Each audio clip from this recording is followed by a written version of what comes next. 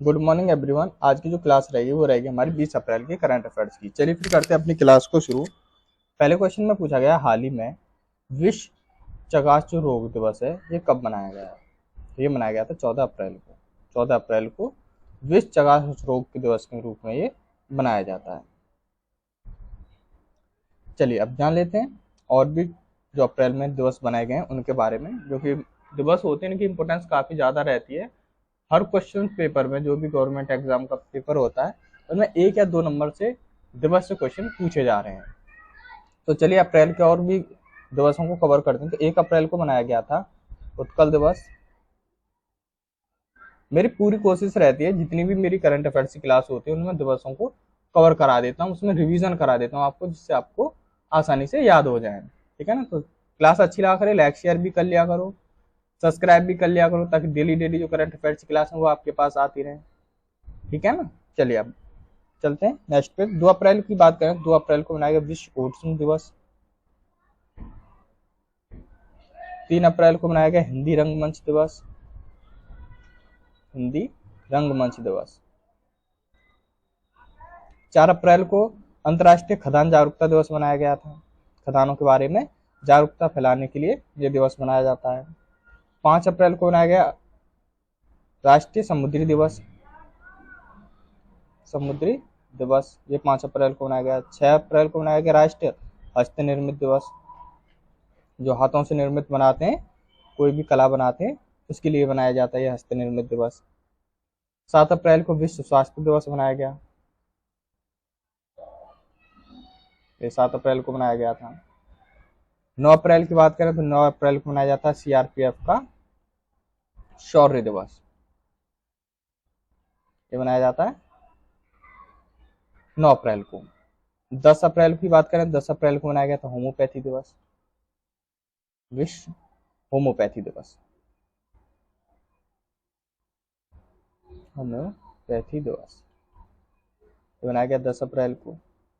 12 अप्रैल की बात करें तो 12 अप्रैल को मनाया गया मानव अंतरिक्ष उड़ान का अंतर्राष्ट्रीय दिवस।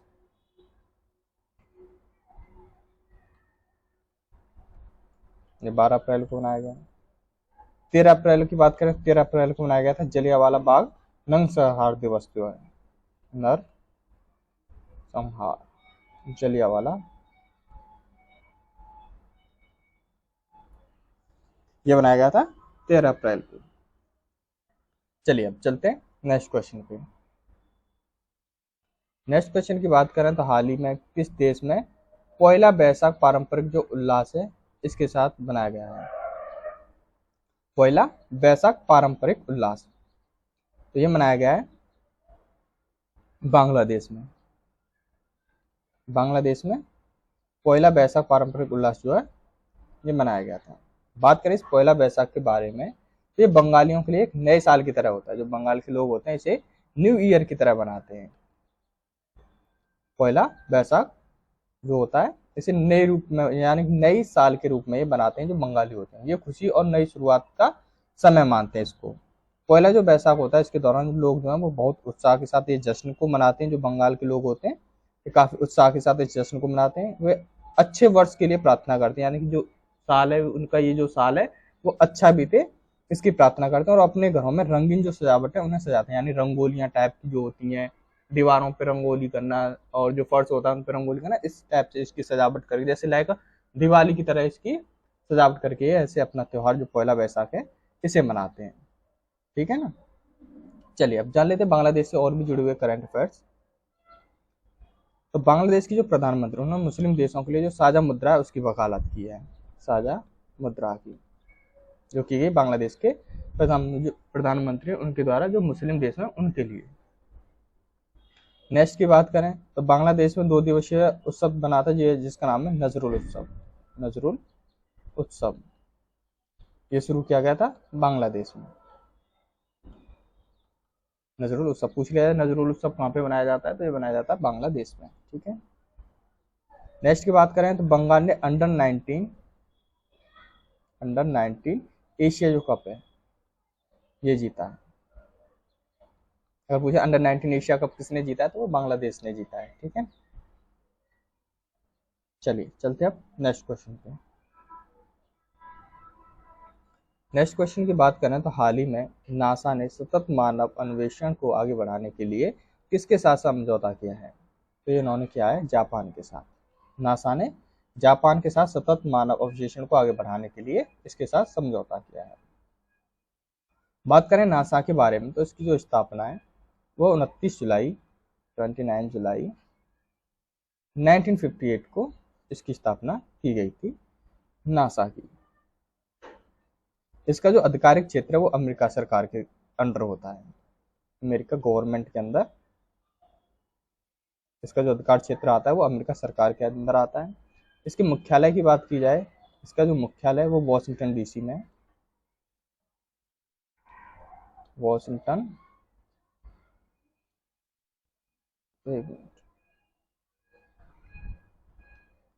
इसका जो मुख्यालय वो है वॉशिंगटन डीसी में।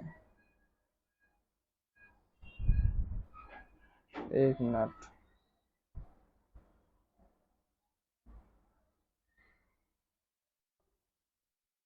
वॉशिंगटन डीसी में इसका मुख्यालय है नासा का। चलिए अब जान लेते हैं जापान से जुड़े हुए और भी करंट अफेयर्स। तो जापान जो है वो 1000 वर्ष पुराना सोमिनसाई महोत्सव जो है वहां पे समाप्त किया गया है, जो कि था 1000 वर्ष पुराना ये सब था जिसका नाम था सोमिनसाई महोत्सव। इसे पूरी तरह से समाप्त कर दिया गया है वहां से, जापान से, यानी कि अब ये जो महोत्सव है ये नहीं मनाया जाएगा। नेक्स्ट की बात करें, जापान ने दुनिया का पहला फर्स्ट लकड़ी का उपग्रह लॉन्च किया है। लकड़ी का उपग्रह लकड़ी का उपग्रह लॉन्च करने वाले पहला ऐसा देश है दुनिया का जापान।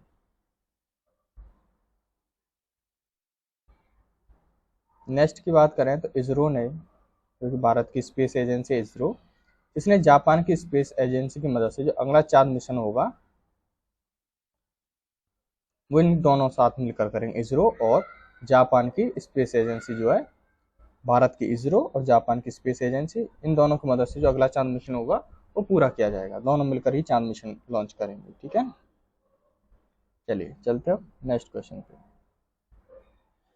नेक्स्ट क्वेश्चन की बात करें तो हाल ही में किसे सीबीआई के संयुक्त निदेशक के रूप में नियुक्त किया गया है? तो ये किया गया अनुराग कुमार को।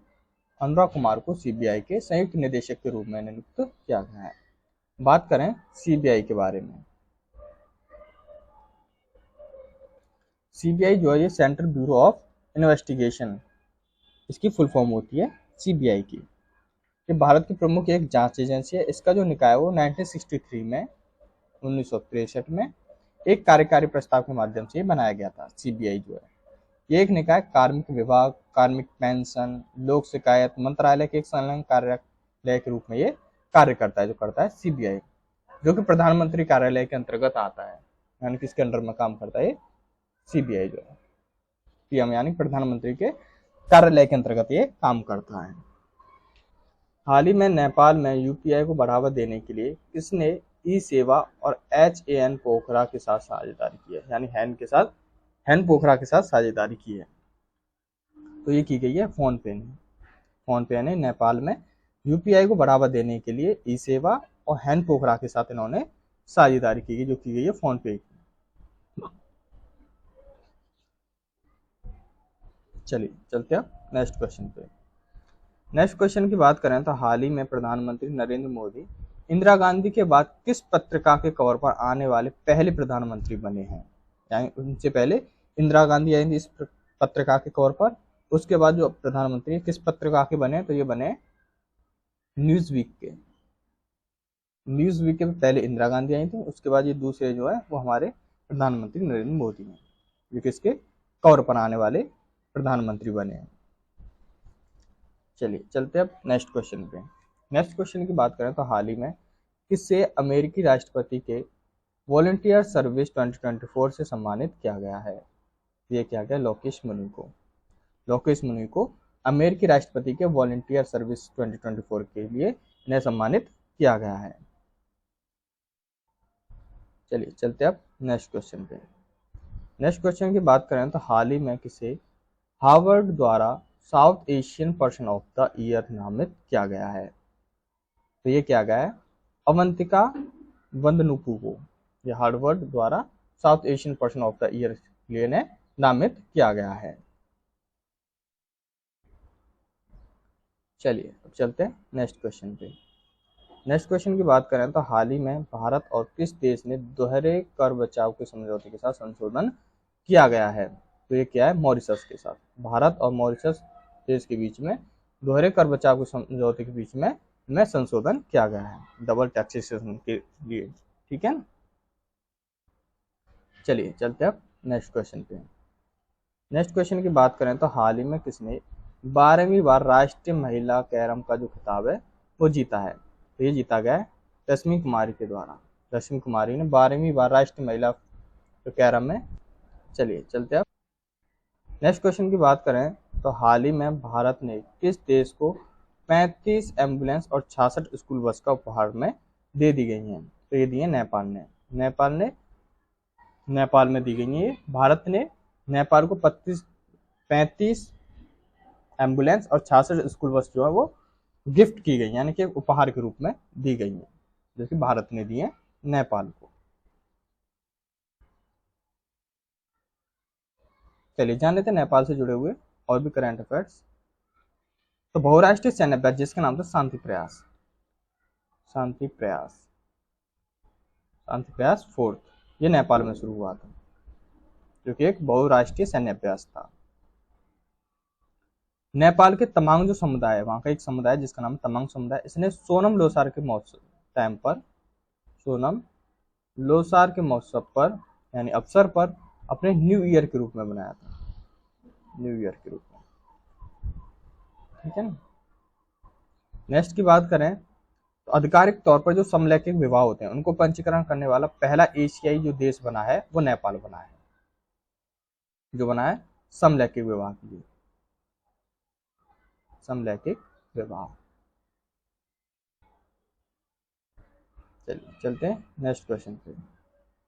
नेक्स्ट क्वेश्चन की बात करें तो हाल ही में किसे डाक विभाग का सचिव नियुक्त किया गया है? ये क्या गया है? वंदिता कौल को डाक विभाग के सचिव के रूप में नियुक्त किया गया है। धन्यवाद। आज के लिए बस इतना ही। क्लास अच्छी लगी लाइक शेयर जरूर करना और सब्सक्राइब भी कर लिया करो, ताकि डेली जो करंट अफेयर्स क्लास है वो आपके पास आती रहे। धन्यवाद मेरे चैनल में जुड़े रहने के लिए।